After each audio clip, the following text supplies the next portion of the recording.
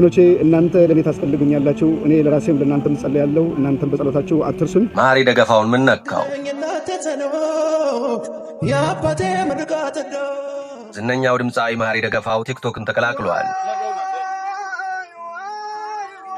ጀግናው አፄ ቴዎድሮስ የመጀመሪያውን ሴፓስቶፖል መድፍን ያሰሩባት፣ እቴጌ ጣይቱ ብጡል የተወለዱባት፣ አለቃ ተክሌ ቅኔ መወደስን የተቀኙባት፣ ህብረ ታቦር ጥበበኞችን ስታፈራ ኑራለች። ማዲንጎ አፈወርቅና ትዕግስት አፈወርቅ የልጅነታቸውን ጊዜ ያሳልፉባታል። በሥነ ጽሑፍ ዘርፍ በሀገራችን አንቱታን ካተረፉ ገጣሚያን መካከል አንዱ የሆነው ሰለሞን ሳለም የተወለደው በዚህችው ጥንታዊት ከተማ ደብረ ታቦር ነው። ደብረ ታቦር ወንድማማቾቹን ደረጀ ደገፋውንና መሐሪ ደገፋውን አፍርታለች። በኢትዮጵያ የሙዚቃ ኢንዱስትሪ በልዩነት የሚታወሱት ወንድማማቾቹ ዛሬ በስደት ሀገር መጻተኞች ለመሆን ተገደዋል። ደረጀ ደገፋው ከሚወደውና ከሚያከብረው ጥበብ ወዳዱ ህብረተሰብ እይታ ከራቀ ሰነባብቷል። መሐሪ ደገፋውም ዘገይት ብሎ ማህበራዊ ሚዲያውን መቀላቀሉን ወቁልኝ ብሏል። ተሰምተው በማይጠገቡ ባህላዊ ዘፈኖቹ ዝናን ያተረፈው ድምፃዊ በዚሁ በፋሲል ደሞዝ ገፋፊነት ገባሁበት በሚለው ቲክቶክ በኩል እያስተጋባቸው ያሉ ስሜቶች ግን አድናቂዎቹን ጭንቀት ውስጥ ከትተዋል። በያዝነው ሳምንት በተከታታይ ያጋራቸው መከፋት የተጫጫናቸውን የቪዲዮ መልእክቶች ሲመለከቱ በርካቶች መሐሪን ምንነካው፣ ምን ገጠመው፣ ምንስ አገኘው ሲሉ መጠየቃቸውም ለዚሁ ነው። የፖለቲካ ሰለባ የሆነው ድምፃዊ መሐሪ ደገፋው የወቅቱ የሀገራችን ፖለቲካዊ ትኩሳት ምቾት እንደነሳው ከመልእክቶቹ በመነሳት መተንበይ ይቻላል። ከሁሉም በላይ ግን በሀገሩ ተከብሮ ይኖር የነበረው ከያኔ በስደት ሀገር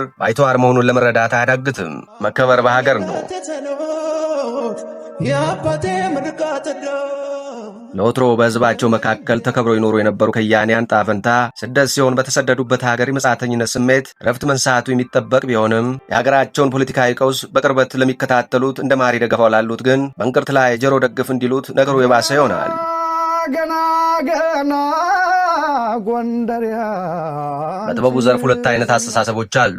አንደኛው ጥበብ በጥበብነቷ ብቻ ትበይን ይላል። ሌላኛው አስተሳሰብ ጥበብ ለህብረተሰቡ ሁለንተናዊ ለውጥ መታተር ይኖርባታል የሚል ነው። የመሐሪ ደገፋው አስተሳሰብ ከዚሁ አስተሳሰብ የተዋቀረ ይመስላል። በሌላ መንገድ ደግሞ መሐሪ ደገፋው በነገሮች አካሄድ ግራ የተጋባ ድባቴ ውስጥ የገባ ይመስላል። በርካቶች አዳዲስ የሙዚቃ ስራቸውን የሚያቀርቡበት ሰዓት ህዝባዊ ወገንተኝነት ላላቸው ድምፃውያን ይህ ሀገራችን የምትገኝበት ሁኔታ በተለይም የፖለቲካ ንቃተ ህሊናቸው ከፍ ያሉ ድምፃውያን ምቾት የሚሰጥ አይደለም። በዚህ ጠዋት ማታ የመርዶ ዜና በሚደመጥበት ሀገር ሙዚቃን ሰራም ብለው ሰርተው የጨረሱትን አልበም ይዘውታል። ሌሎች ሙያቸውን ተጠቅመው ፖለቲካን በመስራት ተጠምደዋል። አንዳንዶች የዚሁን ተቃራኒ መንገድ መርጠዋል። እነዚህ ከያንያን ሀገርን ለማሻገር ይበጃል ያሉትን መንግስት ሙያቸው እያገለገሉ ይገኛሉ። እንደ መሐሪ ያሉት ደግሞ በግራ መጋባት የነገሮችን አካሄድ ከታተሉት ይዘዋል።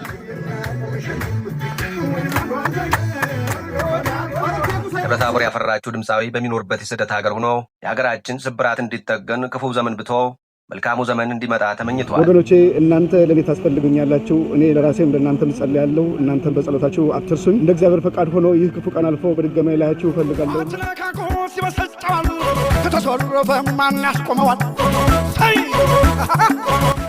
ይህ አሃዱ ዞን ነው። አዳዲስ ሀገራዊ፣ አህጉራዊና ዓለም አቀፍ መረጃዎች በፍጥነት እንዲደርሱ ቻናሉን ሰብስክራይብ ያድርጉ።